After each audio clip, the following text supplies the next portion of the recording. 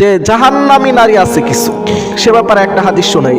জান আবি হুরায়রা রাদিয়াল্লাহু তাআলা আনহু قال, আবু হুরায়রা রাদিয়াল্লাহু তাআলা আনহু থেকে বর্ণিত, তিনি বলেন قال রাসূলুল্লাহ সাল্লাল্লাহু আলাইহি ওয়াসাল্লাম, রাসূল সাল্লাল্লাহু আলাইহি ওয়াসাল্লাম ইরশাদ ফরমাইয়াছেন, সিনফান মিন আহলিন নার, যে দুই শ্রেণীর লোক হচ্ছে জাহান্নামী, লাম আরাহুমা, যে আমি তাদেরকে দেখিনি, কওমুন, তাদের মধ্যে এক শ্রেণীর হচ্ছে মাআহুম সিয়াতুন কাসনাবিল বাকরি, যে তাদের হাতে যে গরুর লেজের ন্যায় হচ্ছে চাবুক থাকবে, অর্থাৎ লাঠি থাকবে, ইয়াদরিবুনা বিহান নাস, এই লাঠি দিয়া, এই গরুর লেজের ন্যায় চাবুক দিয়া তারা মানুষকে অনর্থকী পিঠাইবে।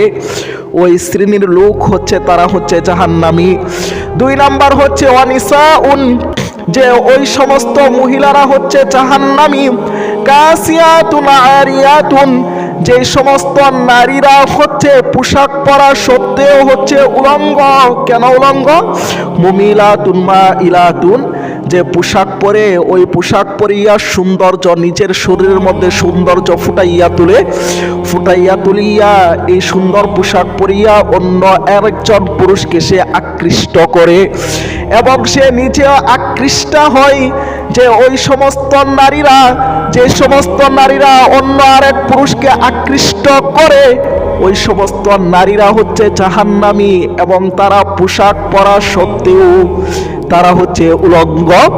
এই জন্য আমি আমার মা বোনদেরকে আমি বলতে আসি যে আপনারা দুনিয়ার মধ্যে যে আপনাদের সৌন্দর্যকে আপনারা প্রকাশ করবেন না, পর পুরুষের সামনে সৌন্দর্যকে প্রকাশ করিয়া জাহান্নামী নারীদের অন্তর্ভুক্ত আপনারা হইবেন না।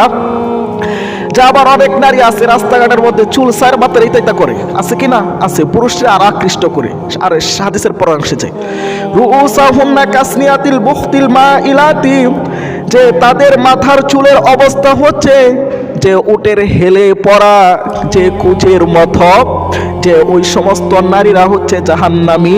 আল্লাহ রাসূল আরো ইরশাদ ফরমাইতেছেন, লা ইয়াদখুলনাল জান্নাতা, তারা জান্নাতের মধ্যে প্রবেশ করবে না, ওয়ালা ইয়াজিদনা রিহাহা, এবং তারা জান্নাতের ঘ্রাণও পাবে না, ওয়া ইন্না রিহাহা লা তুজাদু মিন মাইসিরাতিন কাযা ওয়া কাযা, কেননা জান্নাতের ঘ্রাণ হচ্ছে অনেক দূর দূরান্ত থেকে নাকের মধ্যে ঘ্রাণ পাওয়া যায়।